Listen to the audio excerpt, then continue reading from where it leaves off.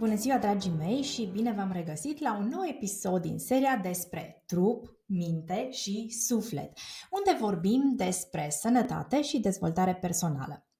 Astăzi sunt în formație solo, nu am un invitat, dar vă promit, data viitoare voi avea din nou un invitat interesant în emisiunea mea și pentru asta vreau să vă inspir să mă urmăriți în continuare.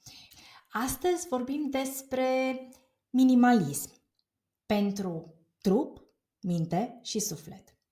Este vorba de a trăi mai simplu și a trăi mai bine.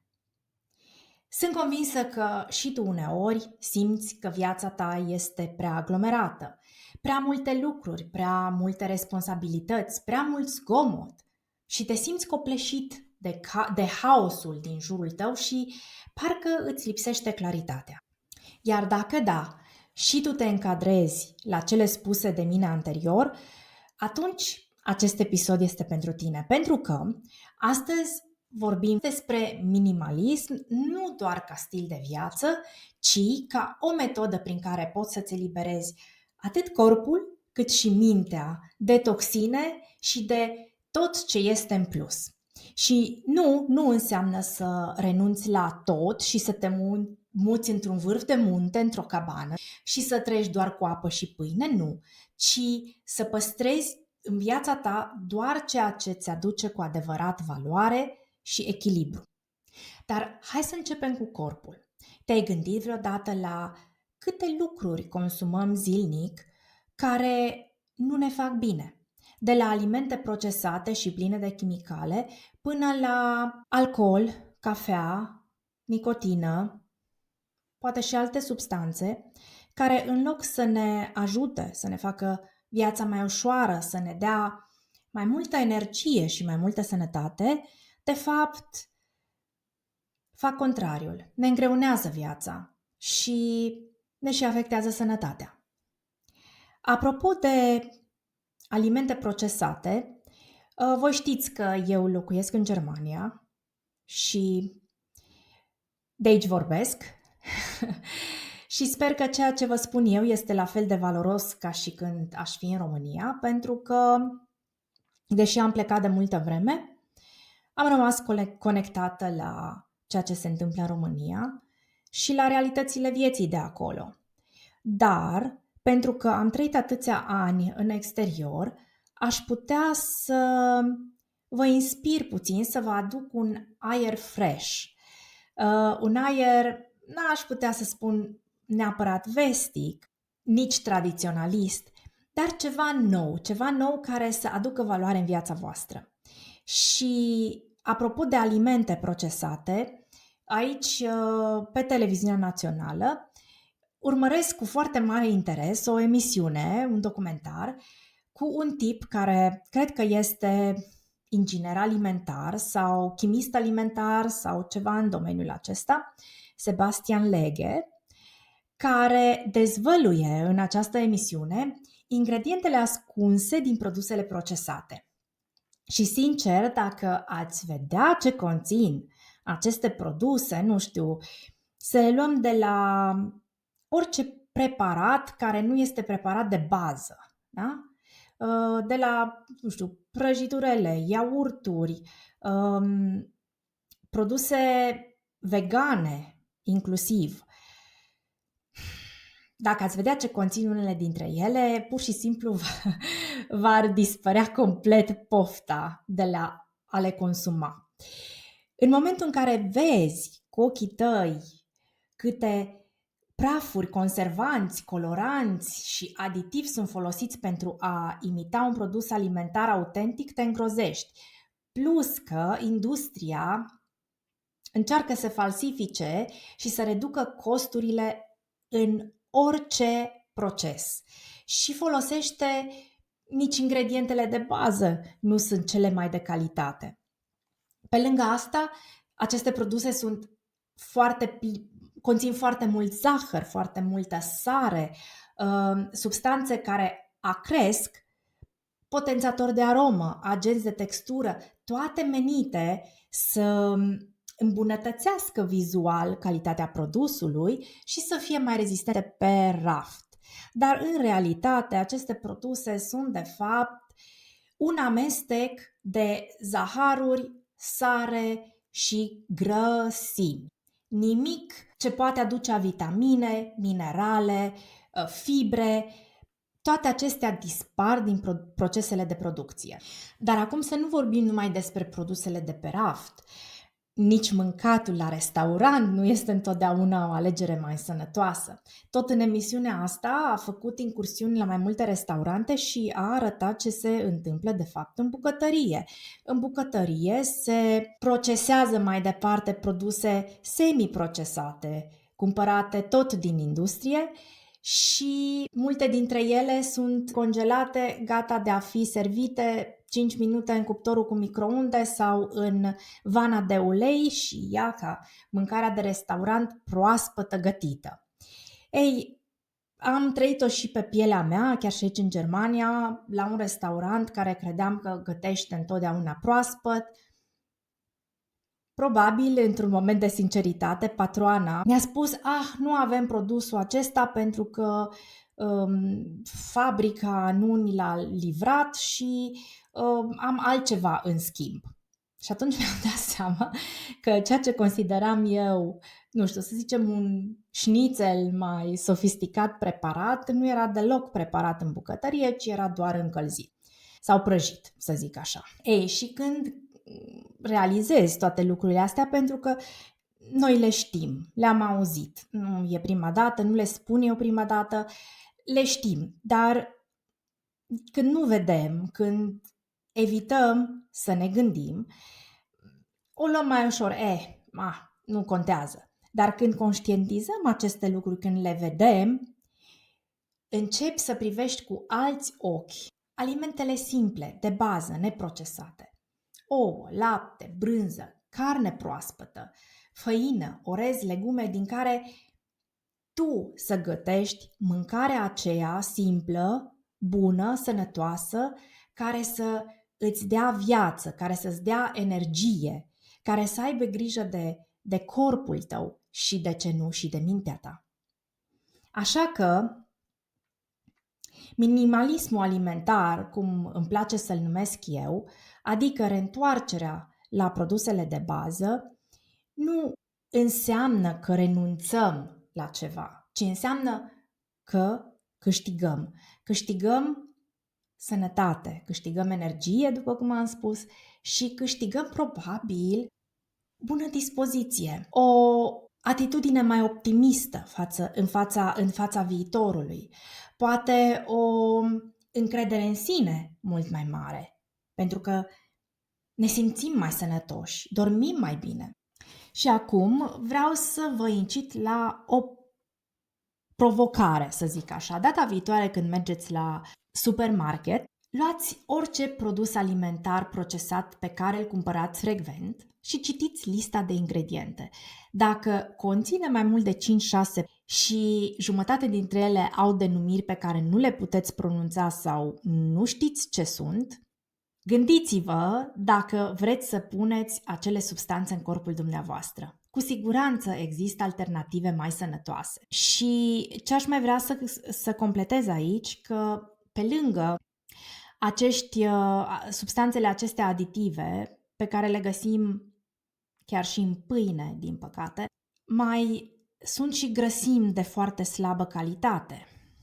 În speță, ulei de palmier, ulei de porumb, amidon de porumb, care dacă ar fi fabricate în România din produse locale, poate ar fi o chestie, dar din păcate, de obicei, sunt produse de peste mări și țări a căror calitate cu greu poate fi controlată. De aceea, fiți atenți ce băgați în gură, că ceea ce mâncați devine ceea ce sunteți voi. Devine trupul vostru, devine gândurile voastre, devine emoțiile voastre. Mulți dintre noi poate ignorăm acest lucru, ce mâncăm nu se vede. Spre deosebire de o haină, un pantof, poate o mobilă sau o mașină, sau de ce nu chiar și casa. Ce băgăm în noi nu se vede. Băgăm, nu, așa se spune, mă duc să bag la întuneric. Când la țară. Și ignorăm că este necesar să dăm atenție la ceea ce mâncăm. Pentru că nu degeaba bolile cardiovasculare, bolile traiului modern ne mănâncă viața. Da? Bolile de inimă, bolile sistemului digestiv în speță și, de ce nu, din păcate, foarte multe cazuri în ultima vreme de cancer. Eu nu spun că puteți să vindecați neapărat sau să preveniți, dar cu siguranță riscul atunci când avem o alimentație echilibrată, simplă, de calitate, se reduce. Deci, minimalismul în alimentație nu înseamnă să mănânci neapărat puțin sau foarte puțin, ci să alegi alimente de calitate în loc de cantitate. O dietă curată, bazată pe alimente proaspete și integrale, ajută atât la sănătatea fizică și mentală și cu siguranță ne oferă mult mai multă energie și o mai bună calitate a vieții. Deci, vreau să te las aici la acest capitol cu niște întrebări. Gândește-te la mesele tale zilnice. Ce ai putea simplifica? Ce ingrediente consideri că îți hrănesc cu adevărat corpul și ce ai putea elimina pentru a te simți mai bine? Și pentru asta, încearcă să fii atent cum te simți după ce mănânci ceea ce mănânci. Te simți greu, balonat, moleșit, lipsit de energie sau dimpotrivă. Te simți ușor, te simți energic, poți muta munții din loc. Cred că astea sunt semnalele principale care ne spun dacă mâncăm bine sau prost. Trecând la următorul capitol, vorbind tot despre sănătate, o chestie importantă în viața noastră este și mișcarea. Pentru că stând toată ziua la birou, pentru mulți dintre noi, sau în spatele calculatorului, nu face bine la sănătate. Și atunci avem nevoie să compensăm un pic, să ne mișcăm corpul, să consumăm în mod activ niște calorii.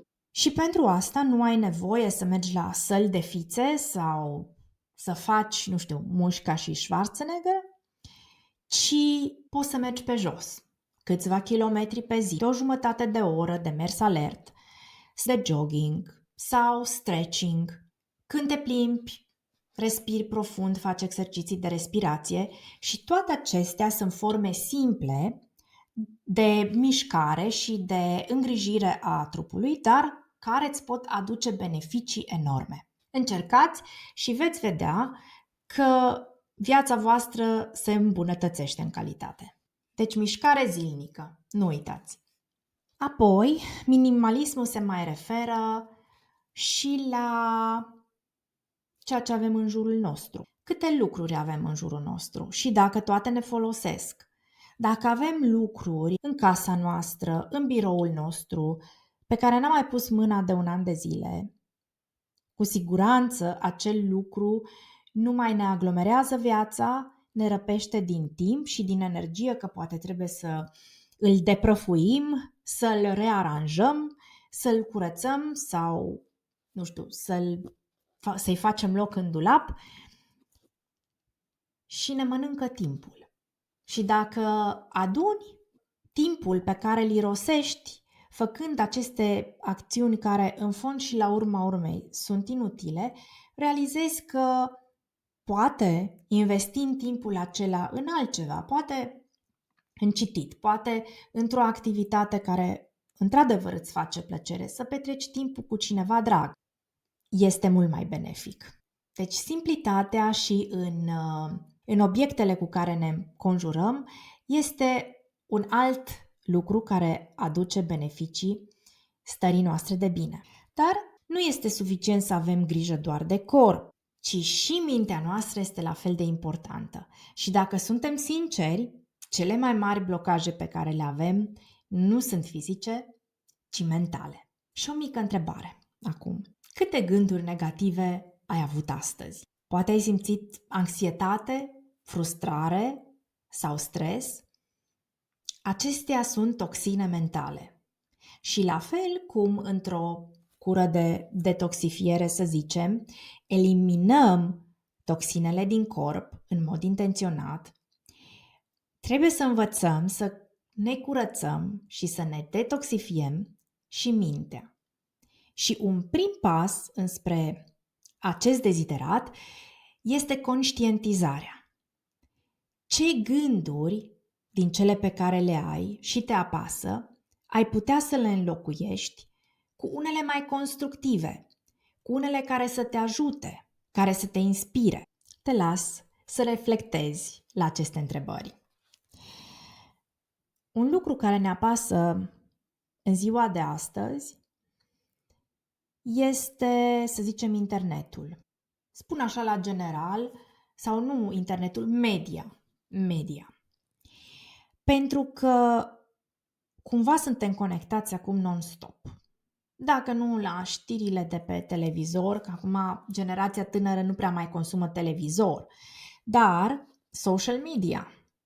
Social media este consumată la greu și s-au făcut studii și cercetări și au constatat că minimum pe zi pe care îl petrece o persoană pe social media este cam în jur de o oră și jumătate. Vă dați seama, o oră și jumătate în fiecare zi, cel puțin, asta este minimum, da? Să petreci pe social media ca să ce? Ai impresia că pe social media ai prieteni cu adevărat? Nu. Prietenii adevărați sau prietenii reali sunt cei care sunt în jurul tău fizic. Poți avea câțiva, să zicem, cu care ai creat conexiuni mai profunde, dar nu toată liota de followers sau prieteni digitali. Mă scuzați, dar nu sunt adept acestui lucru. Știu că este important în ziua de astăzi să fim conectați la ce se întâmplă sau la social media sau whatever, dar este bine să realizați că puteți face și o pauză. Nu sunteți obligați să stați zilnic acolo, pe Instagram sau TikTok, nu sunteți obligați.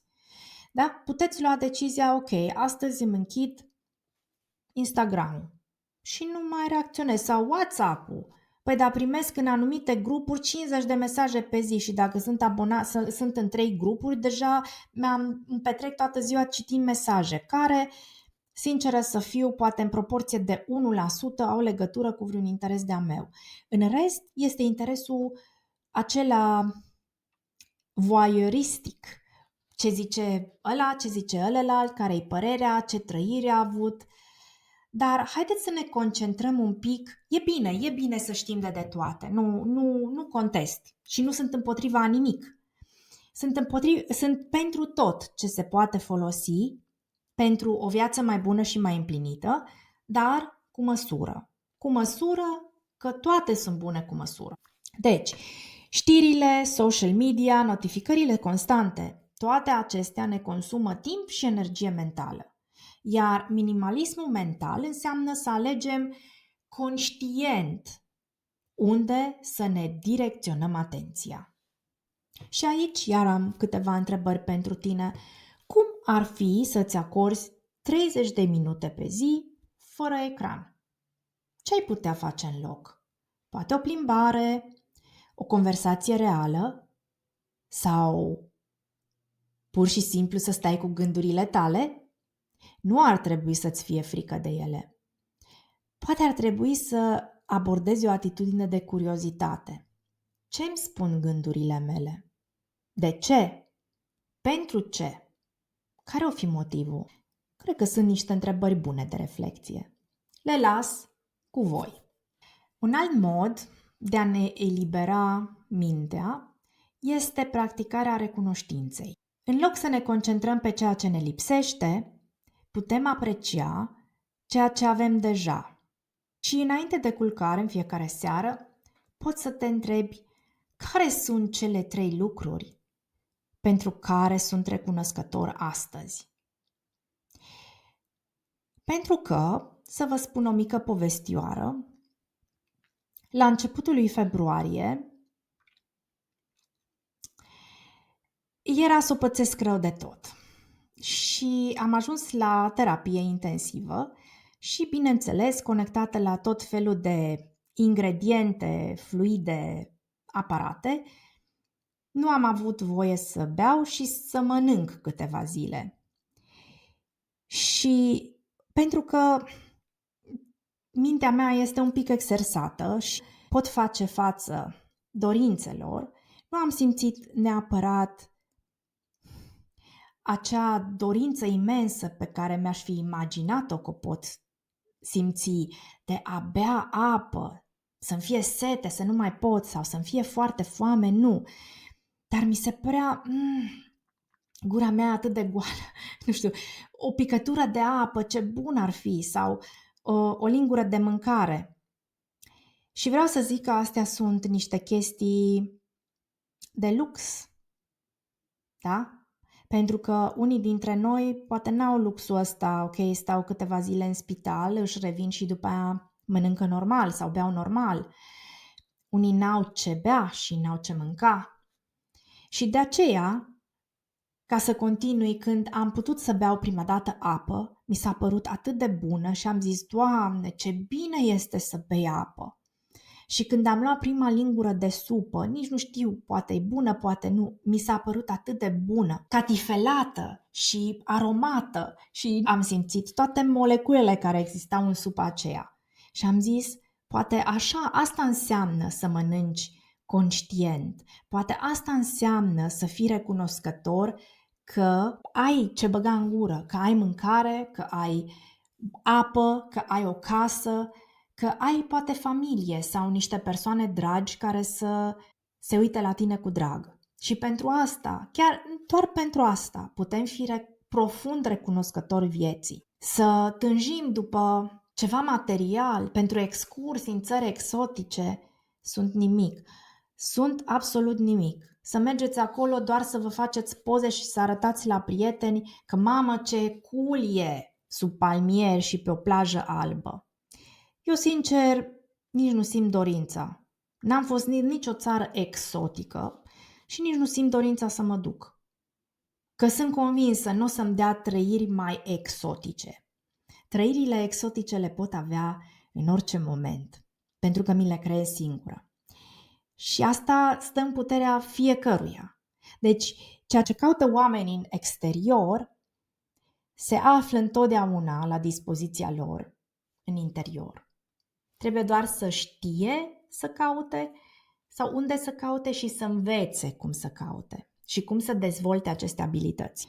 Și încet, încet, pentru că nu vreau să lungesc foarte mult această înregistrare, vreau să închei cu o provocare pentru tine.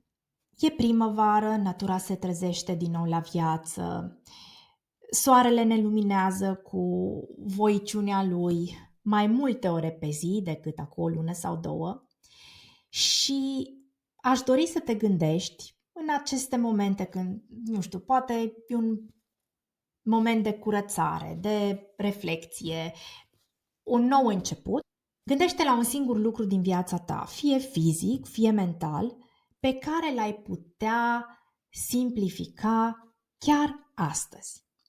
Poate poți renunța la un obicei nesănătos, poate iei o pauză de la telefon sau poate alegi să mănânci o masă mai curată și mai sănătoasă. Fă acest mic pas și vei vedea cât de mult poate conta. În episodul următor, împreună cu Cristina Mihalache, vom merge mai departe și vom vorbi despre detoxifiere și despre cum să ne curățăm corpul și mintea în profunzime. Așa că nu uita să te abonezi și să rămâi alături de mine pentru mai multe discuții despre echilibru interior și sănătate. Până atunci, trăiește mai simplu, trăiește mai bine.